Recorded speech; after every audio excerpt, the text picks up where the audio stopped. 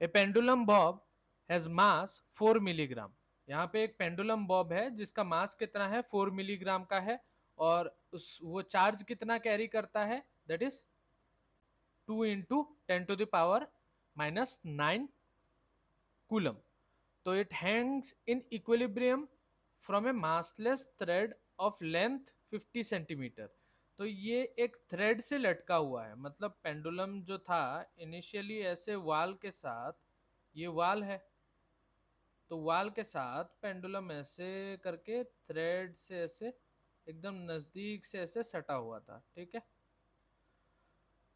Equilibrium पे सटा हुआ था। और इस वायर का या इस थ्रेड का जो लेंथ था दैट इज 50 सेंटीमीटर, क्वेश्चन में दिया गया है, ठीक है।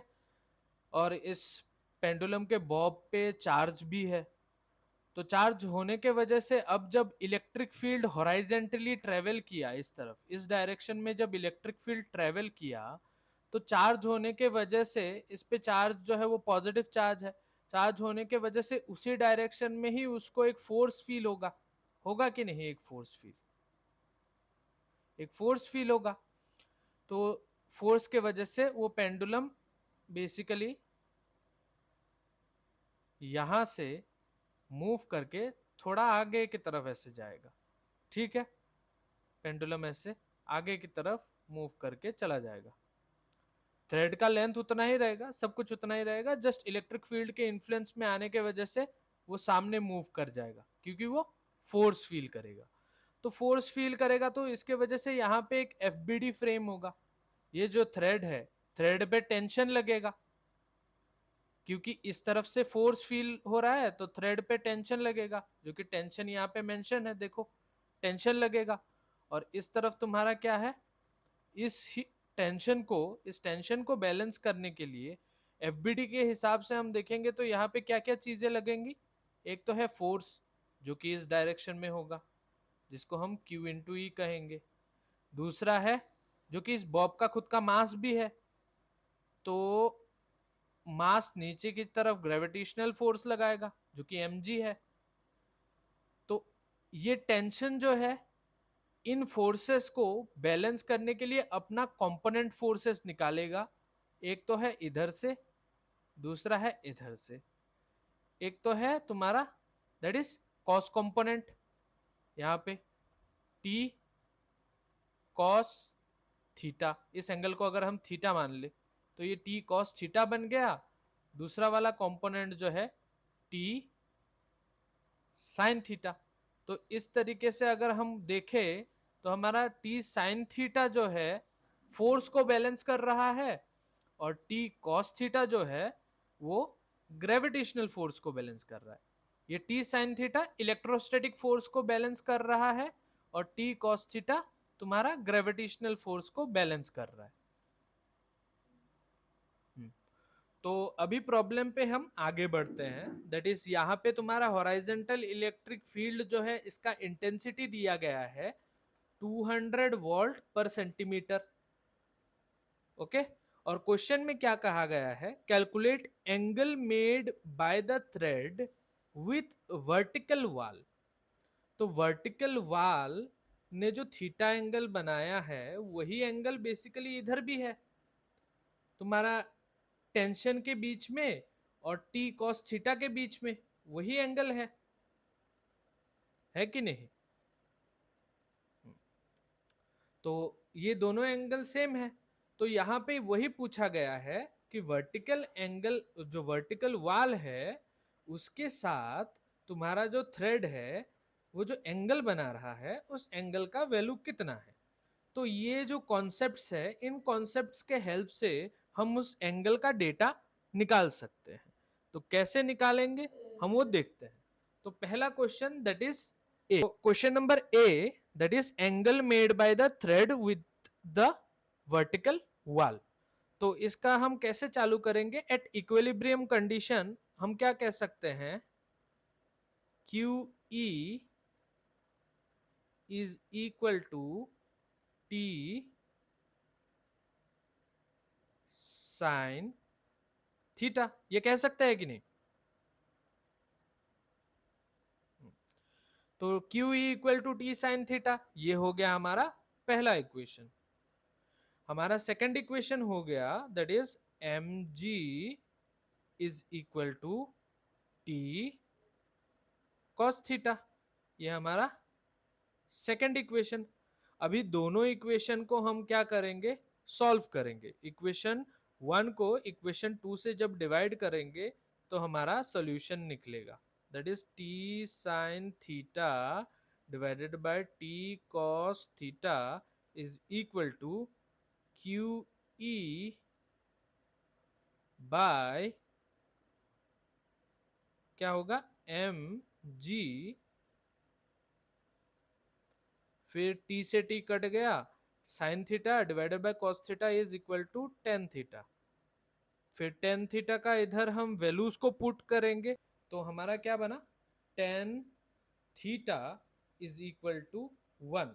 तो इससे हमको थीटा का वैल्यू क्या मिला, theta equal to tan inverse of 1 which is equal to 45 degree. तो हमको थीटा का वैल्यू कितना मिला, 45 डिग्री मिला थीटा का वैल्यू। इस तरह से हम अपना क्वेश्चन नंबर 1 का ए सॉल्व करेंगे। ठीक है, इसमें कोई डाउट है?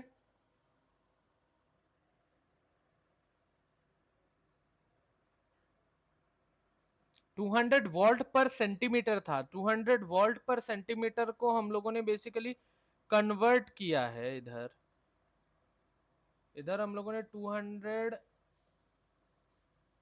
वोल्ट पर सेंटीमीटर को कन्वर्ट किया है। कैसे, अगर उसका कन्वर्जन चाहिए तो देखो दिखाते हैं। इसका कन्वर्जन कैसा हुआ है, 200 वोल्ट सेंटीमीटर, तो पर सेंटीमीटर को हम मीटर में लेके जाएंगे, मीटर में लेके जाएंगे तो क्या होगा, बेसिकली 10⁻⁻²। फिर मीटर इधर -2 हो गया तो ये ऊपर चला जाएगा, तो ऊपर अगर चला गया ये मीटर में आ गया, ऊपर चला गया तो ये हो गया कितना, 00 वोल्ट पर मीटर। तो इसको हम ऐसे भी तो लिख सकते हैं, 2 × 10⁻⁴ वोल्ट पर मीटर।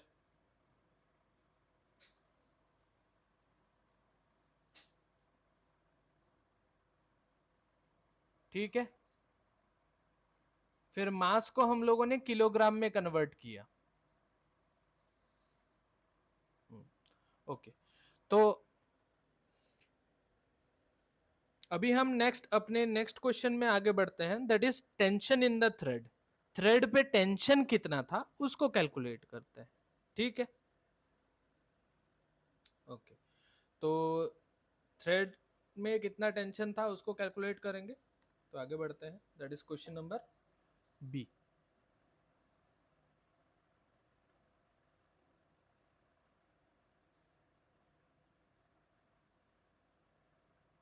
क्वेश्चन नंबर बी, तो यहाँ पे क्या बोला है, टेंशन ढूंढने के लिए बोला है। तो जैसे हमको पता है कि अगर हम ये बोले कि टेंशन का जो वेक्टर है प्लस जो बॉब पे जो फोर्स है बेसिकली उसका वेक्टर, फिर जो ग्रेविटी का फोर्स का जो वेक्टर है, उन सबको अगर हम सम करें तो वो जीरो नहीं होगा, क्योंकि ये इक्विलिब्रियम कंडीशन पे है। जितने भी फोर्सेस हैं उन सबको ऐड करोगे तो यहाँ पे वैल्यू जीरो नहीं आएगा, आएगा ना। ओके, तो यहाँ से तो एक बात तो क्लियर हो गया कि हमारे जितने भी फोर्सेस हैं उन सबको ऐड करने से यहाँ पे जीरो आ रहा है। तो अगर इन सब का vector sum equal to zero होता है तो इस हिसाब से तो हम ये बोल सकते हैं ना कि टी को जो है तुम्हारा कौन बैलेंस कर रहा है, जो टी जो है, टी वेक्टर जो है उसको बैलेंस करने वाले फोर्सेस कौन से हैं। टी का जो बैलेंसिंग फोर्सेस है, बैलेंसिंग फोर्सेस कौन से हैं, Q E and M G. तो ये दोनों इसके मतलब QE फोर्स और mg फोर्स कंबाइन करोगे तो तुम्हारा T फोर्स क्रिएट होगा। हाँ, तो अभी हम रिजल्टेंट फोर्स अगर निकालने का कोशिश करेंगे टेंशन का, तो क्या हम इसको ऐसे नहीं लिख सकते? T is equal to QE square plus mg square.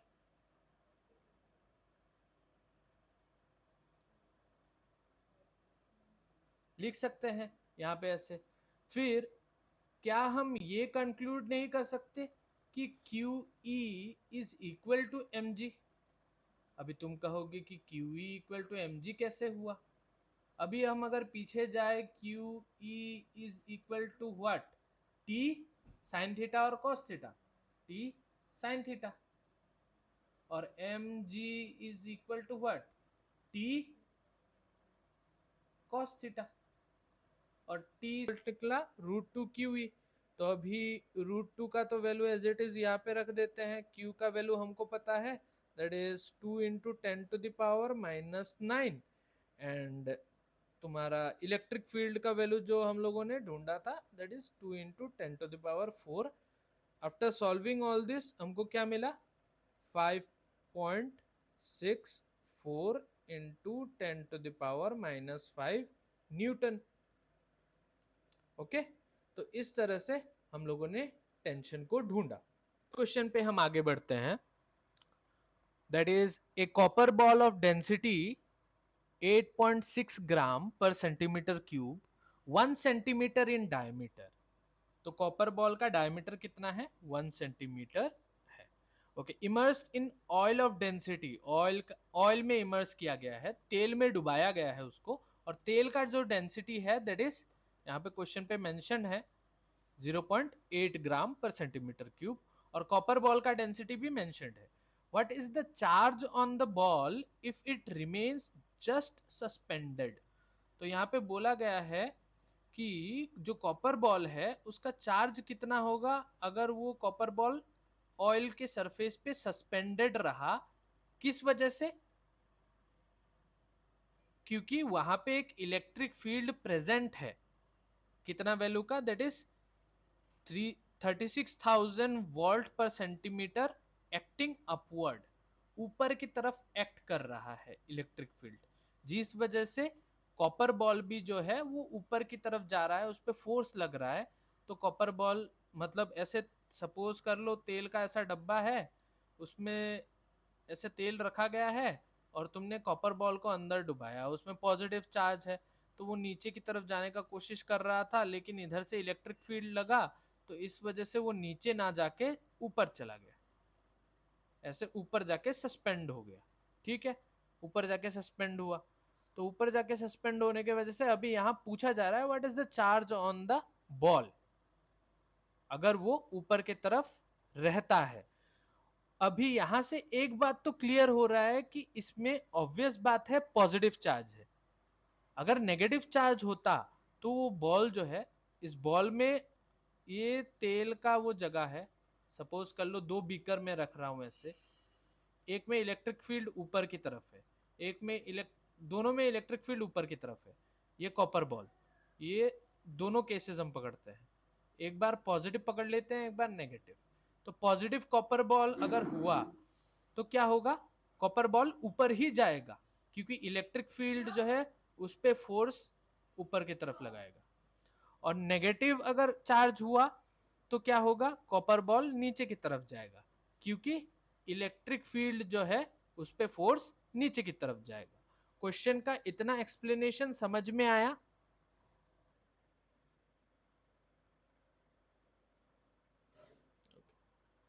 तो सॉल्यूशन को स्टार्ट करते हैं। यहाँ पे इलेक्ट्रिक फील्ड हमको इतना दिया गया है, ठीक है। तो इस इलेक्ट्रिक फील्ड को हम न्यूटन पर कूलम में कन्वर्ट कर सकते हैं कि नहीं? तो मैं समझ रहा हूं कि इसका कन्वर्जन तुमको पहले से आता है, ठीक है। नहीं आता होगा तो हम किसी और क्लास में इसका कॉन्सेप्ट डिस्कस कर लेंगे कि कैसे कन्वर्ट होता है। ये यूनिट कन्वर्जन में 11th में सीखा गया है, ठीक है। अगर उसके लिए कोई वीडियो चाहिए होगा तो मैं कर दूंगा, ठीक है। ओके, नाउ इसको अगर हम न्यूटन पर कूलम में कन्वर्ट करें तो 3.6 इंटू 10⁻6 न्यूटन पर कूलम होता है। फिर इसी का ही कन्वर्जन न्यूटन का और छोटा यूनिट होता है डाइन।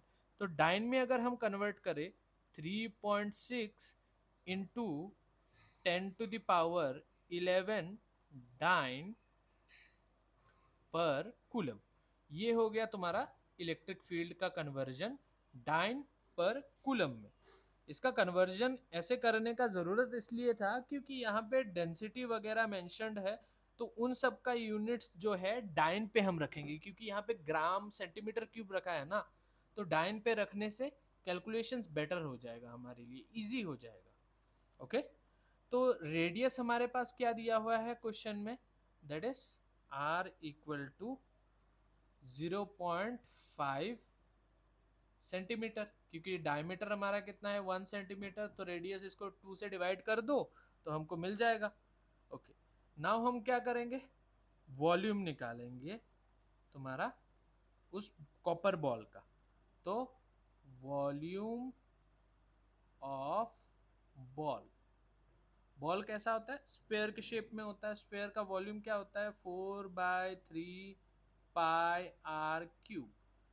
तो इसका सॉल्यूशन अगर हम निकालेंगे 4/3 पाई r क्यूब, अगर हम सॉल्व करेंगे तो कितना निकलेगा, दैट इज π/6 सेंटीमीटर क्यूब निकलेगा। अभी तुम बोलोगे कि सर आपने वॉल्यूम का कॉन्सेप्ट क्यों निकाला, क्योंकि ये जो बॉल है इस पे एक अपथ्रस्ट फील होगा, फोर्स फील होगा कि नहीं। किसी भी फ्लूइड में अगर कोई चीज डूबता है, ब्योयंसी का कॉन्सेप्ट, किसी भी फ्लूइड में अगर कोई चीज डूबता है तो उसमें अपथ्रस्ट फील होता है। तो अपथ्रस्ट को कैलकुलेट करने के लिए हमको वॉल्यूम का रिक्वायरमेंट होता है, तो इसीलिए वॉल्यूम निकाला गया यहाँ पे बॉल का। ठीक है, तो अभी हम अपथ्रस्ट को देखते हैं, जो कि फोर्स है बेसिकली हमारा फ्लूइड के थ्रू अप्लाई किया गया है। यू को हम कहते हैं अपथ्रस्ट। ओके, ये है अपथ्रस्ट। और upthrust is equal to always क्या, weight of the displaced fluid, और इस केस में फ्लूइड क्या है, ऑयल। ये आ गया तुम्हारा आर्किमिडीज प्रिंसिपल से, मतलब तुम्हारा उतना ही जोर लगेगा जितना तुम्हारा फ्लूइड वहां से इलिमिनेट होगा। ठीक है, फ्लूइड के द्वारा। तो इस चीज को हम ऐसे भी लिख सकते हैं। अभी जो अपथ्रस्ट का फॉर्मूला है वो होता है volume into D into G, which is equal to π/6 into हमारा डेंसिटी कितना है 0.8 इंटू हमारा एक्सेलरेशन, हमारा वो क्या है, जी कितना है, that is 980 dyne. Sorry, force नहीं, G is not force, acceleration होता है। ठीक है, ये तो वॉल्यूम इनटू डेंसिटी क्या होता है, मास। वॉल्यूम इनटू डेंसिटी क्या होता है, मास। मास इनटू एक्सेलरेशन, तो वही फोर्स बताता है ना। तो अपथ्रस्ट को बेसिकली इसी तरह कैलकुलेट किया गया है। तो वॉल्यूम हमारा π/6 है और डेंसिटी 0.8 है, और हमारा acceleration due to gravity 980 dyne है, क्योंकि सब कुछ चीज़ें ग्राम में कैलकुलेट हो रही है, सेंटीमीटर में कैलकुलेट हो रही है, तो 9.8 तो हम लिख नहीं सकते। तो इस तरह से हम लोगों ने हमारा अपथ्रस्ट कैलकुलेट किया। ठीक है, ओके। तो अभी हम क्वेश्चन में थोड़ा सा आगे बढ़ते हैं और इसको और भी डीप डाउन समझते हैं। ठीक है, ओके। तो मास ऑफ द बॉल कितना होगा, मास को m से रिप्रेजेंट किया जाता है, तो मास ऑफ द बॉल कितना होगा, बेसिकली v इंटू d1, मतलब कॉपर का जो डेंसिटी है उसके साथ मल्टीप्लाई किया जाएगा।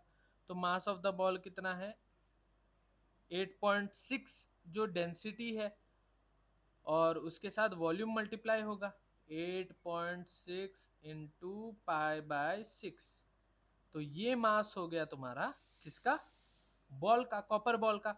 और यहाँ पे जो मास है वो लिक्विड का मास है, ठीक है, इसीलिए यहाँ पे जो डेंसिटी लिया गया है वो ऑयल का डेंसिटी लिया गया है। ओके,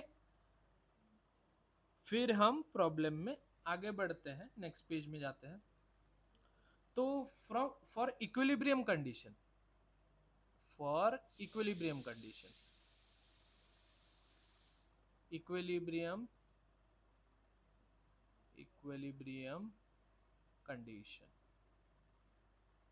इक्विलिब्रियम कंडीशन क्यों लिया, क्योंकि ऊपर से भी दबाव लग रहा है, नीचे से भी दबाव लग रहा है, लेकिन कहीं मूव नहीं कर रहा है तुम्हारा कॉपर बॉल, वही ऊपर की तरफ लटका हुआ है। तो इक्विलिब्रियम कंडीशन के लिए क्या हम इस चीज को ऐसे कंसिडर नहीं कर सकते कि upthrust plus electric force is equal to mg, मतलब इलेक्ट्रिक फोर्स जितना ऊपर की तरफ लग रहा है और अपथ्रस्ट जो फ्लूइड ऊपर, ऑयल ऊपर की तरफ फोर्स लगा रहा है, वो तुम्हारा जो कॉपर बॉल है, कॉपर बॉल जितना तुम्हारा नीचे की तरफ जा रहा है उसके बराबर है कि नहीं, इसीलिए वो एक जगह पे टिका हुआ है, ऊपर नीचे नहीं जा रहा है कहीं भी। ओके, तो इसीलिए इक्विलिब्रियम कंडीशन में इस चीज को हम ऐसे कंसिडर करते हैं। तो कंसिडर करने पे हम लोगों ने सारा डेटा तो निकाल लिया था कैलकुलेट करके, यू का value pi by 6 into 0.8 into 10⁻⁻² into 9.8 plus Q into 3.6 into 10⁻1 equal to, हम अभी, और यहाँ ये आ जाएगा 10⁻1। फिर इसको इतना तो सिंप्लीफाई कर दिया, फिर इधर से कैलकुलेट करके तुम्हारा लगभग लगभग आंसर 1.11,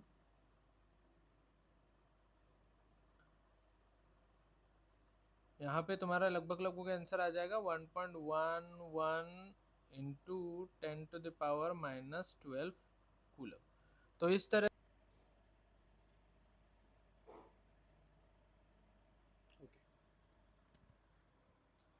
तो हम नेक्स्ट प्रॉब्लम पे आते हैं। देखो प्रॉब्लम का एक बार रीडिंग कर लेते हैं हम। दैट इज यहाँ पे the field lines for 2 point charges are shown, मतलब 2 पॉइंट चार्जेस है, एक पॉइंट चार्ज किधर है, ये रहा एक पॉइंट चार्ज, और दूसरा पॉइंट चार्ज है यहाँ, ठीक है। ओके, ये दो लोकेशंस है, एक ए पॉइंट पे है, दूसरा बी पॉइंट पे है, दोनों चार्जेस यहाँ पे मेंशन्ड है। तो पहला क्वेश्चन है, is the field uniform, uniform है कि नहीं ये फील्ड, मेरे को तो कहीं से भी देख के ये फील्ड यूनिफॉर्म नहीं लग रहा है। यूनिफॉर्म होता तो number of field lines entering exiting same होता और स्पेसेस भी सेम होते, रेगुलर स्पेसेस होते, तो ये तो कहीं से भी यूनिफॉर्म नहीं है, तो सीधा बात हम इसको नो बोलेंगे। तो अभी हमारा नेक्स्ट क्वेश्चन है, that is determine the ratio Q A by Q B. तो Q A by Q B इसको हम कैसे निकालेंगे, मतलब चार्ज ऑन ए और चार्ज ऑन बी पोजीशन पे इनका रेशियो कैसे निकालेंगे, इसका जो तरीका है वो मैं बताता हूँ। पहले इसका थियोरेटिकल कॉन्सेप्ट तुम समझ लो क्या होता है। Number of lines coming from और coming to a charge is proportional to magnitude of charge, मतलब एक चार्ज के साथ उसका फील्ड लाइंस प्रोपोर्शनल होता है जितना। तो इसको और सिंप्लीफाई करेंगे तो कितना आया 2/1, तो Q A by Q B is equal to 2/a।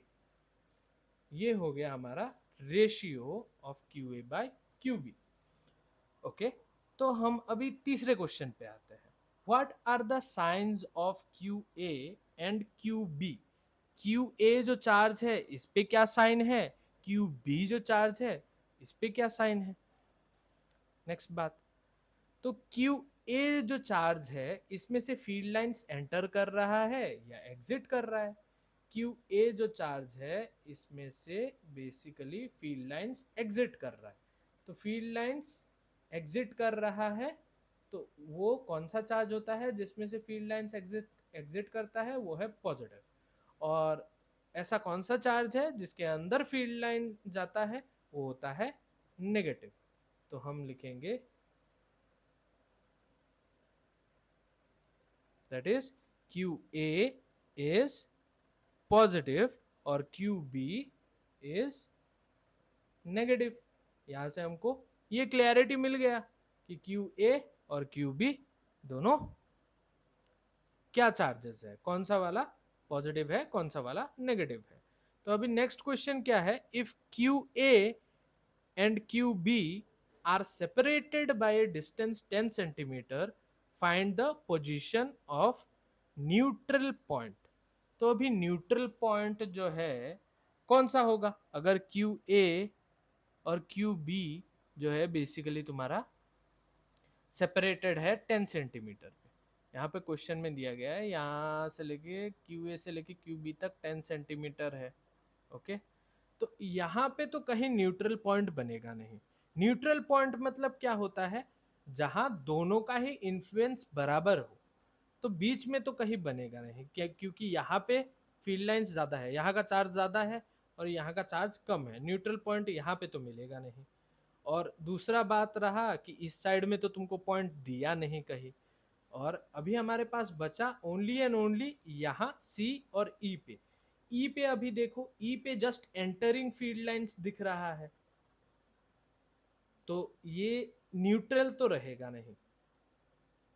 Okay, तो हमारा बचा only and only position that is C, जो कि हमारा ऐसा एक पॉइंट है जहां पे बेसिकली पॉजिटिव चार्ज और नेगेटिव चार्ज दोनों का इन्फ्लुएंस सेम हो सकता है। मे बी एक्यूरेटली मैं नहीं बोल पा रहा हूँ क्योंकि कैलकुलेटिव वैल्यूज नहीं है हमारे पास, लेकिन फिगर को देखते हुए हम बोल सकते हैं C is the closest point where it behaves like a neutral point in the charge of Q A and Q B. तो इस तरह से हम लोगों ने क्वेश्चन नंबर 4 का भी सॉल्यूशन निकाल लिया। ओके, क्वेश्चन पे आते हैं। तो नेक्स्ट क्वेश्चन क्या है, a charge Q equal to 1 microcoulomb is placed at 0.1 metre. मतलब ये जो 1 मीटर यहाँ पे दिखा रहा है दैट इज x, ये क्या है y, ये क्या है z। Find the electric field at point, ये x है, ये y है, ये z है।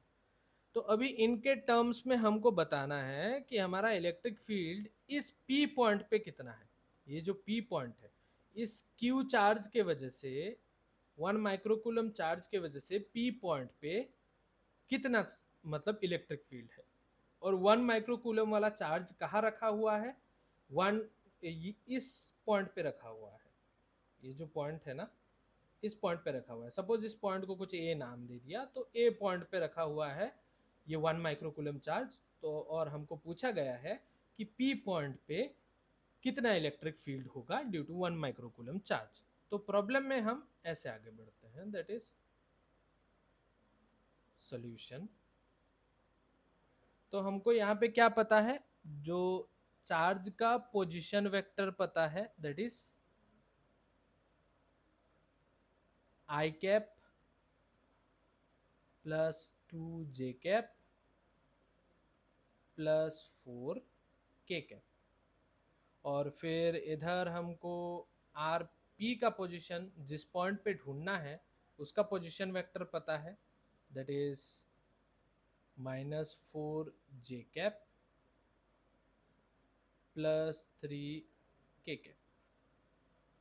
ठीक है, और अभी हम अगर इसका डिस्टेंस ढूंढेंगे, ये यहां से लेके यहां तक बेसिकली पॉइंट ए से लेके पॉइंट पी तक का अगर हमको डिस्टेंस बताना है, तो इन दोनों पोजीशन वेक्टर्स को सब्ट्रैक्ट करना पड़ेगा, तभी हमको मिलेगा AP का डिस्टेंस। तो वेक्टर का जो फॉर्म है वही से हम सॉल्व करेंगे, that is R P vector minus R Q vector. तो हमको डिस्टेंस मिलेगा कितना, minus I cap minus 6j cap minus K cap. ये हो गया। फिर अभी हम इसका मैग्नीट्यूड ढूंढते हैं। तो मैग्नीट्यूड ढूंढने के लिए तरीका क्या था, ये रहा, that is minus R P Q. इसको मॉडुलस में डालेंगे, मॉडुलस में डाल के इसको सॉल्व करेंगे वही डिस्टेंस फॉर्मूला के तरीके से, -1 whole square -6 whole square -1 whole square root over. तो पूरा सॉल्यूशन कितना आया, रूट। तो अभी जितने भी वैल्यूज थे उनको हम डाल देंगे यहाँ पे। ओके, तो सारे वैल्यूज को हम इधर डाल देते हैं।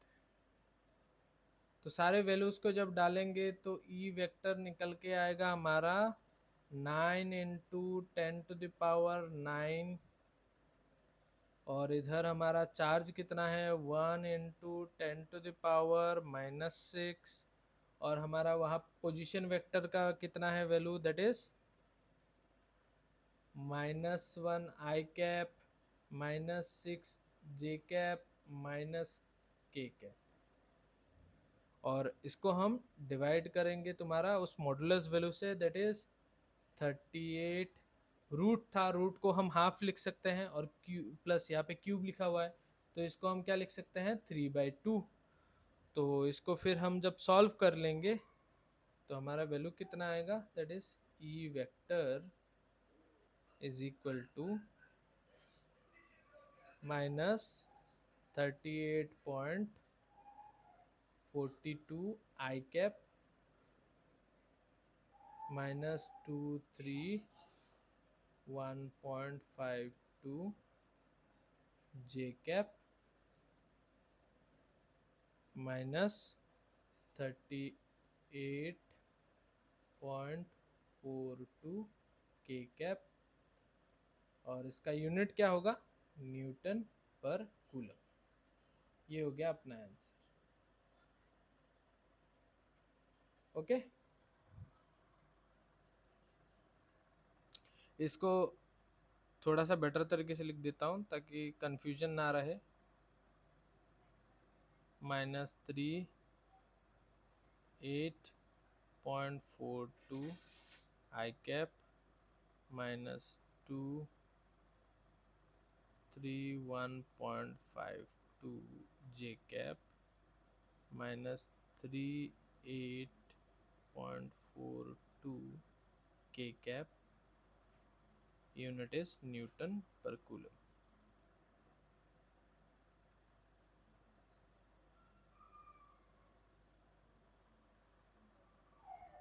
ये हो गया हमारा फाइनलाइज आंसर।